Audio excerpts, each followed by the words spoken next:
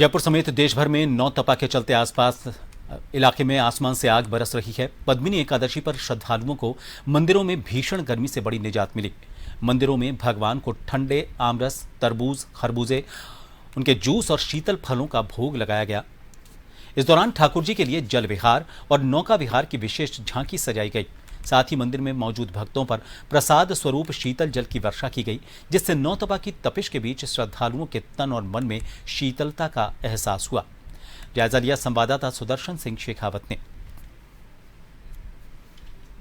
आज देश भर में पद्मिनी एकादशी का जो पर्व है वो मनाया जा रहा है। 3 साल में एक बार अधिक मास में आने वाली पद्मिनी एकादशी का महत्व इसलिए भी बढ़ जाता है क्योंकि 3 साल इसके लिए इंतज़ार करना पड़ता है। इस समय हम जयपुर में मौजूद हैं, छोटी काशी धर्म की नगरी, और वहाँ पर अगर हम देखें तो पुरातन काल से कुछ संस्कृतियाँ इस तरह की बनी हुई है कि लोग भले ही बाहर गर्मी और उमस हो लेकिन मंदिरों में यहाँ श्रद्धालु पहुँचते हैं और भगवान को भी जिस तरीके से शीतल पेय पदार्थों का भोग लगाया जाता है, अर्पण किया जाता है, उनका सेवन करते हैं। साथ साथ में भगवान को जिस जल को वहाँ पर चढ़ाया जाता है उससे यहाँ पर स्नान करते हैं।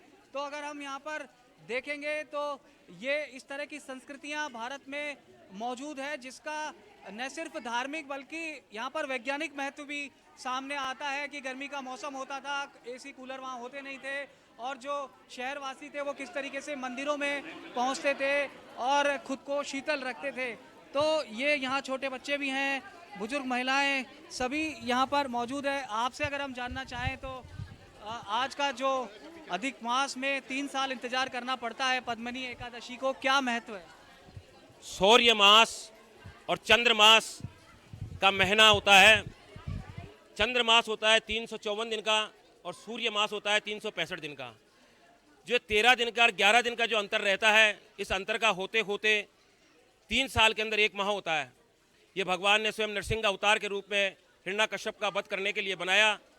उसी परिकल्पित में यहाँ ज्येष्ठ शुक्ल अधिक मास में आज मंदिर श्री आनंद कृष्ण बिहारी जी में ज्येष्ठ अभिषेक नौका विहार की झांकी सजाई गई और शीतलता ठाकुर जी को प्रदान करने के लिए सूर्य की जो तपिश अभी चल रही है, नौ तपा जो चल रहा है, उस नौ तपे के अंदर आज ठाकुर जी की एकादशी के अधिक मास की ठाकुर जी ऋतु पुष्पों का श्रृंगार किया।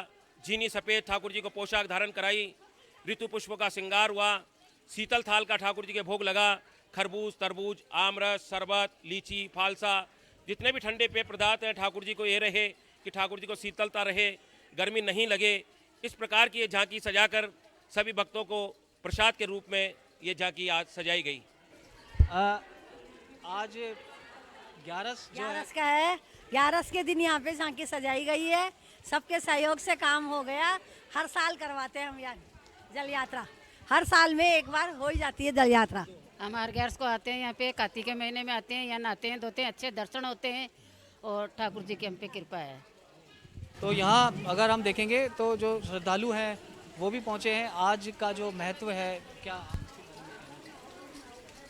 आज अधिक मास का महीना है और 11 है। 11 तो वैसे ही विशेष होती है हर महीने के, पर अधिक मास की 11 का विशेष महत्व होता है। और यहाँ जो है श्री राधा गोविंद देव जी स्वयं विराजमान है। ये जयपुर के जो महाराजा हैं, वहाँ इतिहास लिखा हुआ है, आप दिखाइएगा, उन्हीं के द्वारा स्थापित ये मंदिर है और बहुत पुराना मंदिर है। साक्षात गोविंद देव जी और राधा रानी यहाँ विराजते हैं, तो हम नित्य प्रति यहाँ दर्शन करने के लिए आते हैं। 3 साल में एक दफ़े आता है अधिक मास ही, कभी जेठ में आता है, कभी वैशाख में आता है, कभी गाय में आता है, और अब तो जेठ में आया है, तो बहुत बड़ा इसका महत्व है। आचार विचार और व्यवहार श्रेष्ठ होता है जब इस तरह की भावनाएं यहाँ पर होती है और 11 जब होती है, लेकिन जब 3 साल में एक बार आने वाली पद्मिनी एकादशी हो तो आप समझ सकते हैं कि श्रेष्ठ नहीं श्रेष्ठतम होंगे आचार विचार और व्यवहार। रामकिशन सैनी के साथ सुदर्शन शेखावत, जन टीवी, जयपुर।